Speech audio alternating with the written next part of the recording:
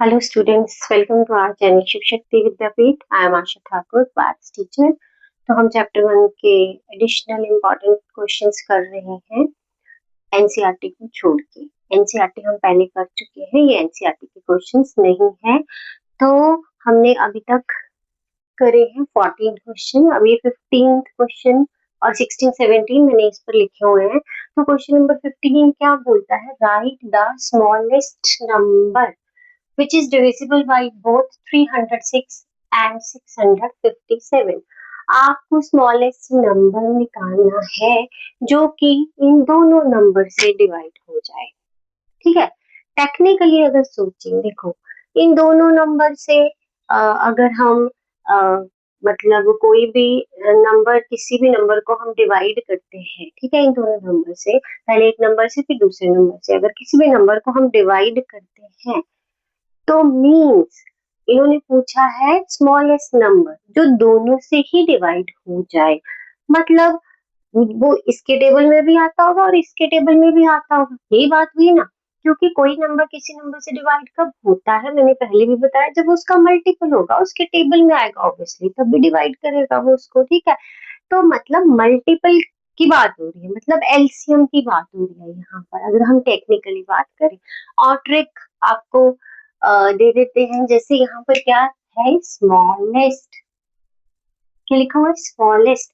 अच्छा, जब भी ये स्मॉलेस्ट, शॉर्टेस्ट, लीस्ट ऐसे वर्ड दिखने को मिलते हैं, then you have to take LCM. मैं साइड में लिख देती हूँ, आप साइड पे लिख लेना इसे। अगर स्मॉलेस्ट आता है आपका, शॉर्टेस्ट आता है, या शॉर्ट आता है, या लीस्ट आता है, मतलब जिसका मतलब है छोटा, तो आपको एलसीएम निकालना है। Then you have to find out LCM.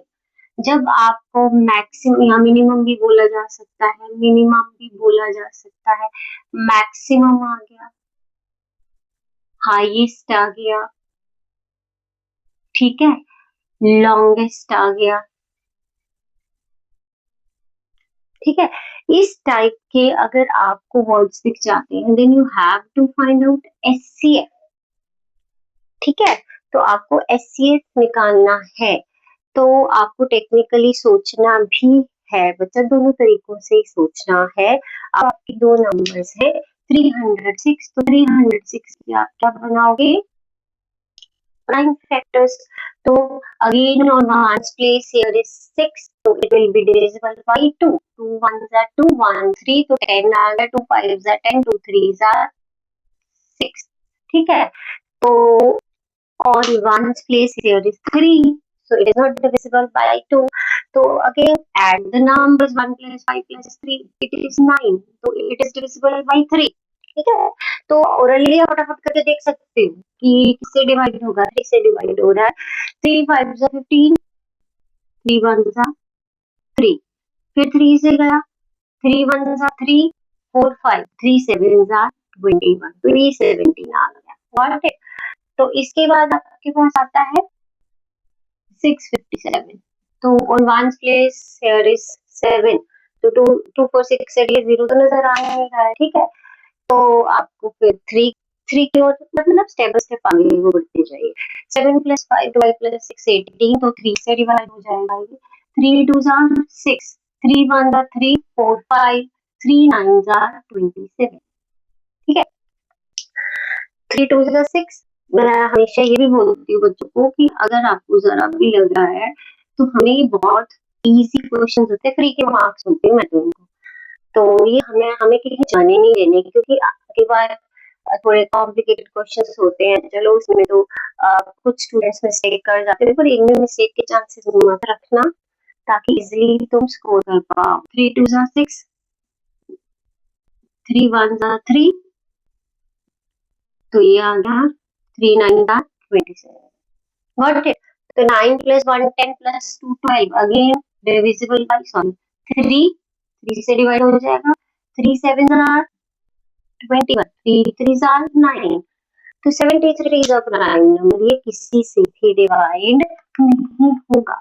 Got it? किसी नंबर से डिवाइड नहीं होगा आगे। तो 73 अपने आप से ही डिवाइड हो गया 1 से, ठीक है। तो प्राइम फैक्टर्स जो आए 306 को हम कैसे लिख सकते हैं, 2 into 3 raised to power 2 into 70, ठीक है। और 657 को कैसे लिख सकते हैं, 3 into 2 into 73, गॉट इट। तो हमें निकालना के स्मॉलेस्ट नंबर, तो मीन्स एलसीएम की बात हो रही है, तो 3 दोनों में कॉमन है, 3 रेज़ टू पावर 2 ही है, फिर 2 3 रेज़ टू पावर 2 आ गया, देन 2 आ गया, देन 17 आ गया, देन 73 आ गया। मल्टीप्लाई करो से, ठीक है, जो भी मल्टीप्लाई करके आंसर आएगा वो आपका क्या होगा, एलसीएम होगा। तो इसको जो मल्टीप्लाई करके आता है वो आता है 22 33 8, गॉट इट। तो ये आपका क्या आ गया, एलसीएम आ गया। आप इसे नोट करो।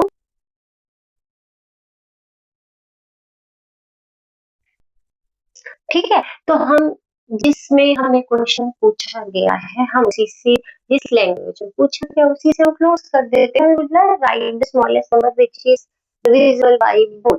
देयरफॉर ये 22,338 is the smallest number which is divisible by 306 and 657, got it. तो होप आपको सब समझ में आया होगा।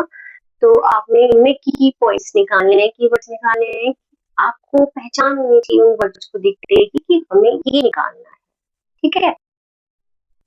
तो अब क्या आता है हमारे पास, नेक्स्ट क्वेश्चन आता है हमारे पास, नेक्स्ट क्वेश्चन, क्वेश्चन नंबर 16। तो ये क्वेश्चन नंबर 16 का सोल्यूशन मैं आपको करवाने जा रही हूँ। क्वेश्चन नंबर 16 में क्या बोला गया है, length breadth and height of room are 8 metre 50 centimetre, 6 meter 25 centimeter and 4 meter 75 centimeter respectively. Respectively means पहले नंबर पे लेंथ दिया है तो दिस विल बी लेंथ, दूसरे पे ब्रेथ दिया है तो this will be breadth, and third पे हमें हाइट दिया है तो this will be height, got it. Find the length of the longest road, ठीक है, लॉन्गेस्ट, ये लॉन्गेस्ट रॉड आपने निकालना है that can measure the dimensions of room exactly. Dimensions means length, breadth, height और क्या, ठीक है, उनको dimensions बोलते हैं। तो आपने longest rod का जो है मेजरमेंट निकालना है, लेंथ निकालनी है। तो longest mean what you have to find out, SCF। तो सबसे पहले हमें लेंथ क्या दे रखी है, लेंथ क्या दे रखी है, हमने लेंथ जो दे रखी है, length of room that is given 8 metre 50 centimetre, ठीक है, और ब्रेथ ऑफ रूम क्या दे रखी है,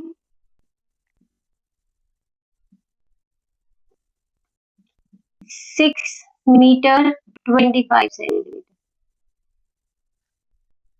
एंड हाइट ऑफ रूम,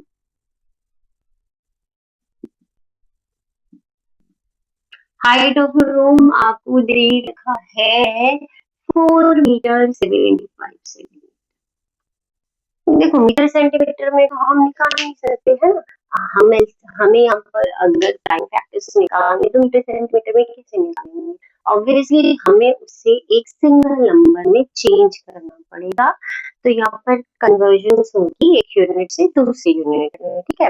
अगर तो हम सेंटीमीटर से मीटर की ओर जाते हैं तो ये नंबर पॉइंट में आ जाएगा, अगेन डिफिकल्ट हो जाता है थोड़ा सा, ठीक है। तो इट्स बेटर कि इसको बिना डेसिमल के नंबर में चेंज करते हैं, मीटर को सेंटीमीटर में चेंज करते हैं। तो 1 metre is equal to 100 centimetre, ठीक है। तो बच्चा मीटर बिगर है और आपको पता है। और जो सेंटीमीटर रहता है, सेंटीमीटर जो रहता है वो स्मॉलर यूनिट रहता है, ठीक है। तो ये बिगर यूनिट है मीटर, और सेंटीमीटर जो है वो स्मॉलर यूनिट। तो एक ट्रिक दे देती हूँ आपको। जब आप बिगर टू स्मॉलर जाते हो, बिगर टू स्मॉलर जा रहे हो आप, मीन्स मीटर से सेंटीमीटर में जा रहे हैं, तो आपको मल्टीप्लाई करना है, ठीक है। इस साइड में लिख लेना, कहीं कहीं पर भी क्वेश्चंस आ जाते हैं, ये वाले स्टेटमेंट वाले क्वेश्चन जो होते हैं, जहाँ इस टाइप के आपको यूनिट से देखने को मिल जाते हैं, आपको कन्वर्जन करनी पड़ती है, एक यूनिट से दूसरी यूनिट में जाना पड़ता है। तो कई चैप्टर्स ऐसे होते हैं जिसमें यूज होता है, तो आपको थोड़ा ध्यान रखना है। और जब आप बिगर टू स्मॉलर यूनिट जाएंगे तो आपको मल्टीप्लाई करना पड़ेगा। जब आप स्मॉलर टू बिगर यूनिट जाओगे तो आपको क्या करना पड़ेगा, डिवाइड करना पड़ेगा, ठीक है। डिवाइड, भाई किससे मल्टीप्लाई और किससे डिवाइड, जो भी उनका रिलेशन है। 1 मीटर 100 सेंटीमीटर, 100 से मल्टीप्लाई करेंगे या 100 से डिवाइड करेंगे, व्हाट इट। देखो हमें यूजुअली यही सिखाया जाता है कि 1 metre is equal to 100 centimetre. जब आपने मीटर से सेंटीमीटर में जाना है तो 100 से मल्टीप्लाई करो, सेंटीमीटर से आना है तो मीटर में आपको, तो आप उसको आपको सेंटीमीटर की जगह क्या लिखना पड़ेगा, 1/100 मीटर। बच्चे कंफ्यूज हो जाते हैं इसमें भी ना। तो आपको क्या करना है, दिमाग में रखना है, जब भी बिगर टू स्मॉलर जाएंगे मल्टीप्लाई कर देंगे, जब स्मॉलर टू बिगर यूनिट में जाएंगे तो डिवाइड कर देंगे। किससे डिवाइड कर देंगे भी सोचना है, कि जो भी उनके बीच में न्यूमेरिकल रिलेशन है। जैसे 1 metre is equal to 100 centimetre होता है, 1 kilometre is equal to 1000 centimetre होता है, 1 hour is equal to 24, sorry 1 hour is equal to 60 minute होता है। तो आपको देखना किस टाइप का क्वेश्चन है, उनके बीच में रिलेशन क्या है, वो वैल्यू क्या है, न्यूमेरिकल वैल्यू रिलेशन के बीच में, उसी से ही मल्टीप्लाई या डिवाइड करना है, ठीक है। तो ये आ गया आपके पास। तो देखो आपका मैं एक करके दिखा रही हूँ, बाकी मैं सीधा कर दूंगी। 8 into 100 करना था हमें, मीटर से हम चले गए सेंटीमीटर में, +50 आना था। ये क्या गया, 800 + 50, तो it will be 850 centimetre. Got it, clear है। एक और ट्रिक देख देती हूँ। देखो 1 metre is equal to 100 centimetre, 1 metre is equal to 100 centimetre, 0 2, तो 2 यूनिट होने चाहिए हमारे पास सेंटीमीटर प्लीज, ठीक है। तो आप एज जैसे 2 यूनिट है तो 850 से सीधा लिख सकते हो। टू सॉरी यूनिट में 2 डिजिट होनी चाहिए हमारे पास, 2 डिजिट होनी चाहिए, यहाँ पे 2 डिजिट है तो आप सीधा 850 लिख सकते हो। सेंटीमीटर के साथ की बात करें तो छोटे वाले यूनिट के साथ 2 है 625 सीधा लिख सकते हो, 75 है 475 सीधा लिख सकते हो। सपोज आपके पास आता 6 मीटर 5 सेंटीमीटर, ठीक है, तब ये आपके पास क्या है, सिंगल ही डिजिट है, तो इसके आगे आपका 0 लग जाता। गॉट इट, समझ में आया। तो आपका यहाँ पर क्या लग जाता है, 0। अगर देखो these are not about convergence, हमें कन्वर्जेंस नहीं करनी है, हमें अपना टाइम सेव करना है। तो जो भी ट्रिक मैं आपको दे सकती हूँ मैं देती रहूंगी, ठीक है। तो आपको ये तो आप सीधा ही लिख सकते हो, 625 सेंटीमीटर। Got it. तो याद रखना है, 2 डिजिट बनाने के लिए आगे 0 आएगा। जैसे 1 किलोमीटर आ गया, उसके साथ मीटर आ गया, तो मीटर में आपकी 1 किलोमीटर इज 1000 मीटर, 3 0 आती है आपके पास, तो आपने 3 डिजिट रखने, बार बार यूनिट ही निकल रहा है मेरे मुंह से, ठीक है। तो आपको 3 डिजिट रखने हैं वहां पे। अगर 3 डिजिट नहीं है, 2 है, तो आगे 0 लगानी है, पीछे नहीं लगानी है, ठीक है। तो इट विल बी 475 सेंटीमीटर। तो again you have to find out the prime factors। Prime factor क्या निकलेंगे, 850 के 2 4 8, ठीक है, 2 2 4 + 5 2 5 10, ठीक है। तो ये आता है आपके पास 5 + 2 7 + 4 11। तो ये 3 से डिवाइड नहीं होता, तो ये 5 से डिवाइड हो जाएगा। 5 8 जा 40, 5 5 जा 25, ठीक है। तो 5 आ गया, 5 1 जा 5, 3 8, 5 7 जा 35, ठीक है। तो ये आ गया आपके पास 70। Got it. तो यहाँ पर आ गया 625 कि एंड में आपका 5 है, तो this will be divisible bye 5। आप अगर 2 से तो होगा नहीं, लास्ट में आपका और नंबर है, तो 6 + 2 8 हो जाएगा, 8 + 5 आपका 13 होगा, नोट डिविजिबल बाय 3, तो लास्ट में 5 आ रहा है तो 5 से डिवाइड हो जाएगा, 5 1 5। ओके, तो 1 6 बन गया, 5 2 10, 5 5 आप साइड में करके देख सकते हो, मैं बार बार बोलती हूँ इस चीज को, बड़े नंबर्स को आप साइड में करके देख लो। 5 1 5, 5 2 10, 5 5 25, 125 आंसर, ठीक है। 5 2 10, 5 5 25, 5 5 25, 5 1 5। तो ये हमने काफी ऐसी प्राइम फैक्टराइजेशन काफी क्वेश्चन में हमने कर लिया है।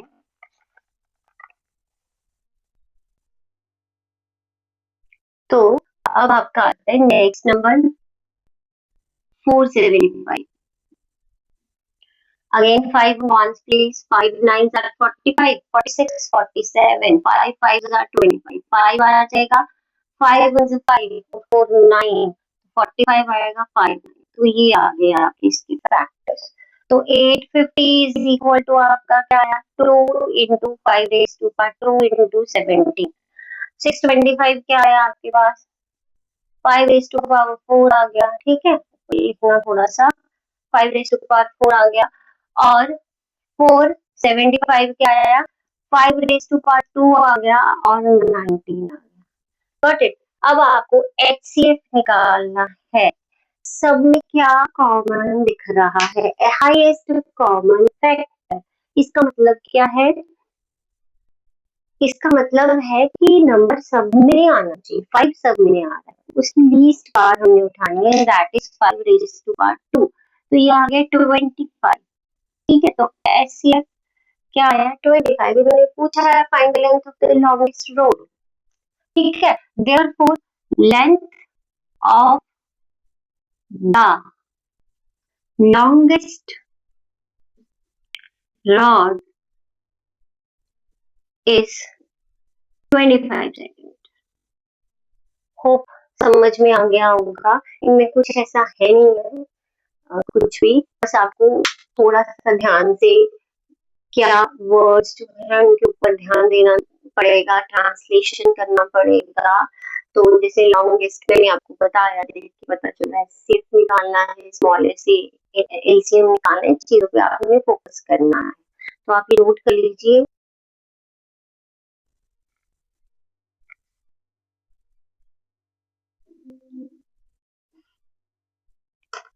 ओके, तो अब हम करते हैं नेक्स्ट क्वेश्चन। सॉरी, नंबरिंग में हमेशा एक गड़बड़ कर जाते हैं, 16 भूल जाती हूँ, ये 16 था आपका, ठीक है, तो थोड़ा नंबरिंग पे ध्यान दीजिएगा, अगर मैं भूल भी जाऊँ तो आपने लिखना है, तो कम होता है बट कभी कभी थोड़ा सा हो जाता है। तो अब हम करते हैं क्वेश्चन नंबर 17। क्वेश्चन नंबर 17 आपने इसके जैसा क्वेश्चन एनसीईआरटी में भी कर रखा है, थोड़ा सा क्वेश्चन अलग वे में पूछा गया है। ये इन्होंने क्या बोला, एक्सप्लेन, वहां दिया था why these are composite number, अब उन्होंने पूछा explain whether this is a prime number और अ कंपोजिट नंबर, तुम्हें बताना है ये प्राइम है कि कंपोजिट नंबर है। तो मैंने आपको बताया था prime numbers having two factors, composite numbers having more than two factor, ठीक है। तो आपको देखना है, अब आपको इसमें क्या कर सकते हैं, हम 3 into 12 into 101 plus 4। अच्छा, इस क्वेश्चन को करने का एक ही तरीका है, आपको इसी प्लस के इधर और प्लस के इधर आपको एक जैसी शक्ल दिखनी है, कि दिख रहा है एक जैसी शक्ल, क्या होती है फेस वैल्यू, आपको वो फेस वैल्यू ढूंढनी है कि कहीं सेम फेस वैल्यू दिख रही है, उसको आप एक कॉमन निकालना, बाहर निकाल देना, भाई दोनों में तो कॉमन है, बाहर निकाल दो उसको, ठीक है। फिलहाल तो हमें नहीं दिख रहा है, ठीक है, तो अब हम यहाँ पर कोई कंपोजिट नंबर होगा उसको फैक्टर्स में चेंज करेंगे, ठीक है। तो देखो, इसको हम 3 4 12 लिख सकते हैं, तो हमारे पास यहाँ भी 4 है और यहाँ पर भी 4 बन जाएगा आपका, ठीक है। तो we can write this 3 into 4, ठीक है, तो ये 3 4 12, 12 की जगह पे 4 into 3 या 3 into 4 हम लिख सकते हैं 101 plus 4। ओके, अब बच्चे बोलेंगे कि फेस वैल्यू भाई 3 3 भी तो है, 3 क्यों नहीं निकाले, भाई ये सारा मल्टीप्लाई में प्लस के उधर नहीं ट्रिक दे दिया मैंने आपको कि ऐसे क्वेश्चन में कि वेदर कंपोजिट है, वाई दिस इज कंपोजिट या फिर वेदर प्राइम और कंपोजिट, आपको दिमाग में रखना है ऐसे एक्सप्रेशन में कि मुझे कॉमन निकालना है और इसका और कोई तरीका नहीं है। ठीक है, आपको कॉमन निकालना है जो सेम स्पेस वैल्यू आपको दिख रही होगी, तो अब आप यहाँ से 4 कॉमन निकालोगे। Got it? तो 4 मतलब ये बाहर जा चुका है, ये बाहर जा चुका है, आप इसे उठा के रूम के बाहर फेंक चुके हो, तो ऑब्वियसली जब तक उठा के अंदर मिलाओगे तो अपने आप तो आएंगे नहीं। आपने इसको भगा दिया, भाई कॉमन है, निकलो बाहर रूम से, तो वो आपने डोर कर दिया बंद। अब अंदर क्या बचा? 1 3, क्योंकि इसको बाहर नहीं निकाला है, इसको भी नहीं बाहर निकाला है आपने, इसको भी बाहर नहीं निकाला है, यहाँ से 4 बाहर जा चुका है, तो इसकी जगह पे आएगा 1। Got it? तो 3 3 is 9 into 101 आ गया प्लस 1 आ गया, तो ये आया 4, अंदर आया 909 प्लस 1। जब आप इसको 9 से मल्टीप्लाई करोगे तो क्या आएगा? 909, इसको प्लस किया तो 910। अगेन बचा, देखो आप 4 आ गया आपका, तो इंटू 910 आ गया। तो आप क्या कर सकते हैं, फर्दर तो इंटू 2 कर सकते हो, इसको भी फर्दर आप कर सकते हो, फैक्टर्स में चेंज कर सकते हो, बट मैंने उस टाइम भी बोला था 2 फैक्टर तो ये आ गए, थर्ड फैक्टर क्या आ गया? 1, क्योंकि मल्टीप्लाई करके एक और नंबर बनेगा ना, इसको मल्टीप्लाई किया तो आपके पास एक नंबर वो बन गया। ठीक है, एक उस नंबर के कौन कौन फैक्टर होंगे? 4 भी होगा, 910 भी होगा और 1 भी होगा। Got it? तो it means this has more than 2 factors. ठीक है, तो given number has more than 2 factors. Given number has more than 2 factors. So it is composite. It is a composite number.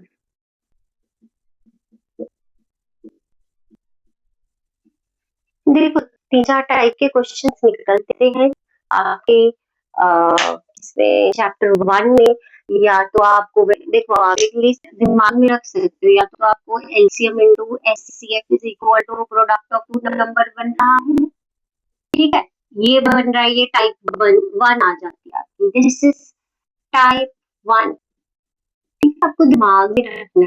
Type 2 क्या आ गई? इस type का question कि मतलब composite पूछा गया है या फिर प्राइम पूछा गया है। ठीक है, कंपोजिट और प्राइम आप कैटेगरी को दिमाग में डालो ना, इस कैटेगरी का क्वेश्चन है या समथिंग पर एन का क्वेश्चन पूछ लिया जाता है, जैसे 6 पर एन बोला गया है आपको उसमें। ठीक है, और फोर्थ आपको आ जाते हैं इरेशनल टाइप पे, हम प्रूव करना, prove that this is irrational. ये 4 टाइप के क्वेश्चन है बच्चे, एलसीएम एचसीएफ वैसे ये एलसीएम वाले क्वेश्चन कवर हो जाते हैं, तो इनके अलावा कोई और आपको उसमें कुछ दिखेगा नहीं। तो जब भी पेपर सामने आता है पूरे सिलेबस का, कंफ्यूज हो जाते हैं, सबसे पहले ये देखो कौन से चैप्टर का क्वेश्चन है और कौन से टॉपिक का क्वेश्चन है, तो अपने आप दिमाग में आ जाता है कि यार इसके लिए तो एक ही सीढ़ी है चढ़ने के लिए, और कुछ तो हमारे पास है ही नहीं, तो ऑब्वियसली फिर वही लगने वाला है कॉन्सेप्ट, और तो कोई लगेगा नहीं। अगर समथिंग पार एंड दिख जाती है, एंड विद द डिजिट 0, वही थ्योरी आएगी और कुछ नहीं आने वाला। तो आपको थोड़ा ध्यान में रखना, इरेशनल प्रूफ करने के लिए आ जाता है तो सेम थ्योरी वही चल रही है, आप बार बार वही लिख रहे हो, तो थोड़ा कैटेगराइज करके दिमाग में डालो कि किस टाइप का क्वेश्चन हमसे पूछा गया और उसमें क्या कॉन्सेप्ट था। तो होप आपको समझ में आया होगा। अगर आपको समझ आ रहा है तो प्लीज सब्सक्राइब माय चैनल, ताकि आपको नोटिफिकेशन आ सके जब भी मैं वीडियो अपलोड कर रही हूँ।